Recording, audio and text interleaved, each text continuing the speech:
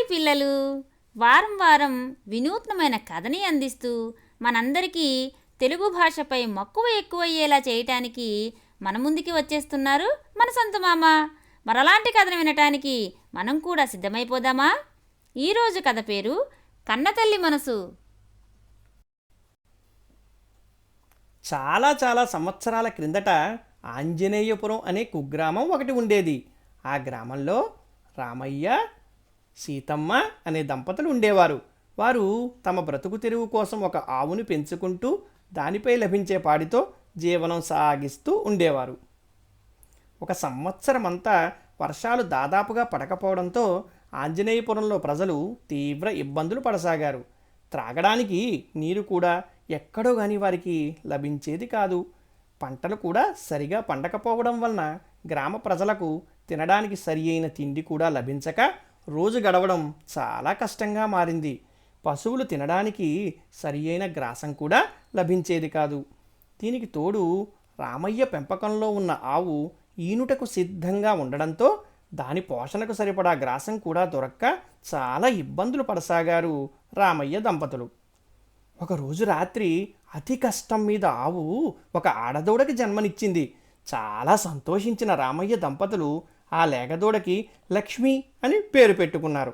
మళ్ళీ ఆవు ద్వారా తిరిగి పాడి లభించడంతో కొంతమేర తమ కష్టాలు తీరాయి అన్న ఆనందంతో మెల్లగా రోజులు గడుపుతున్నారు రామయ్య దంపతులు.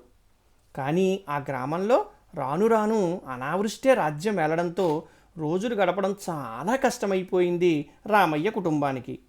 ఒకరోజు సీతమ్మ, ఏవండి, మనకా సరి అయిన తిండి లేదు, మన గోమాతల కడిపే నింపలేకపోతున్నాము, నా మాట విని మన లక్ష్మిని అమ్మేద్దామండి, అదైనా హాయిగా బ్రతుకుతుంది అని ఏడుస్తూ అంది భర్తతో. అవునవును, నేను కూడా అదే ఆలోచిస్తున్నాను సీత అన్నాడు రామయ్య సీతమ్మతో బాధపడుతూ.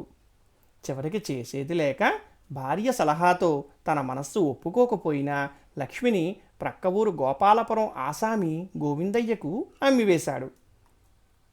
రాను రాను ఆవు ఇచ్చే పాలు తగ్గిపోవడమే కాదు, ఆవు బాగా జబ్బు పడిపోయింది కూడా.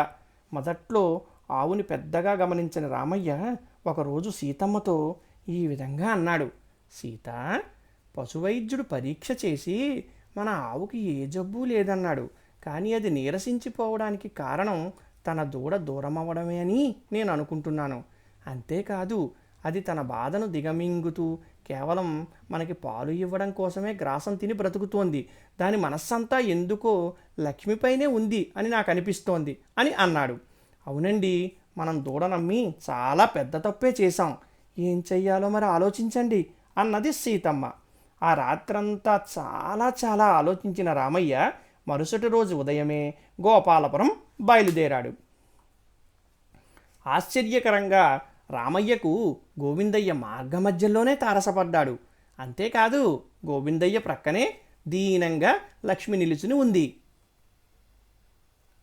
రామయ్యను చూసి ఆశ్చర్యపోయిన గోవిందయ్య, బాగున్నావా రామయ్య? చాలా రోజులుగా నేనే నీకు చెబుదామనుకున్నా. నీ లక్ష్మి నోరు విప్పి చెప్పలేదు కానీ తన తల్లి దూరమైన బాధతో సరిగా మేత కూడా తినటం లేదు. బలవంతంగా మేత పెడుతున్నాము. నీ దూడను నువ్వు తీసుకెళ్ళిపోవయ్యా, తల్లి కూతుళ్లను కలిపే ఉంచుదాము, నీకు వీలైనప్పుడే నా పైకం తిరిగి ఇద్దువు గాని అని అన్నాడు. చాలా సంతోషం గోవిందయ్య, ఆ విషయం మాట్లాడదామని నేను బయలుదేరాను. అనుకోకుండా నువ్వే దూడతో కనిపించావు. ఈ దూడ పరిస్థితికి కొన్ని రెట్లు బాధలో ఉంది దాని తల్లియావు. కేవలం మా కడుపు నింపడం కోసమే బ్రతుకుతోందది. అమ్మతనం మనుషులకే కాదు, ప్రతి జీవికి ఉంటుందని నాకు అర్థమయ్యింది.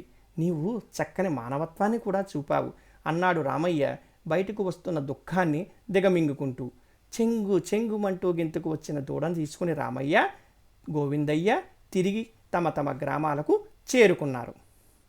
లక్ష్మి తిరిగి తన తల్లిని చేరుకున్న కొద్ది క్షణాలలోనే ఎంతో పరవశించిన ప్రకృతి తన ఆనందాన్ని తెలియజేసింది వర్షం రూపంలో చాలా కాలపు అనావృష్టికి తెరదించుతూ. విన్నారు కదా పిల్లలు, తన పిల్లల్ని విడిచి ఏ కన్నతల్లి దూరంగా జీవించలేదు. కేవలం మనుష్యులకే కాదు, పశుపక్ష్యాదులకు కూడా అలాంటి మనసే ఉంటుందని ఈ కథ ద్వారా మనం తెలుసుకున్నాం. ఈ కథ నచ్చితే తప్పక లైక్ చేస్తారు కదూ. మీ అమూల్యమైన సలహాను కామెంట్ రూపంలో తెలియజేయండి. తెలుగు కథలను ఇష్టపడే బుజ్జాయిలు షేర్ చేయండి. మరిన్ని కథలతో నిండి ఉన్న ఈ ఛానల్ని సబ్స్క్రైబ్ చేయండి. మరి ఇదే విధంగా వచ్చే ఆదివారం మళ్ళీ కలుద్దాం. ఉంటాము. ధన్యవాదములు.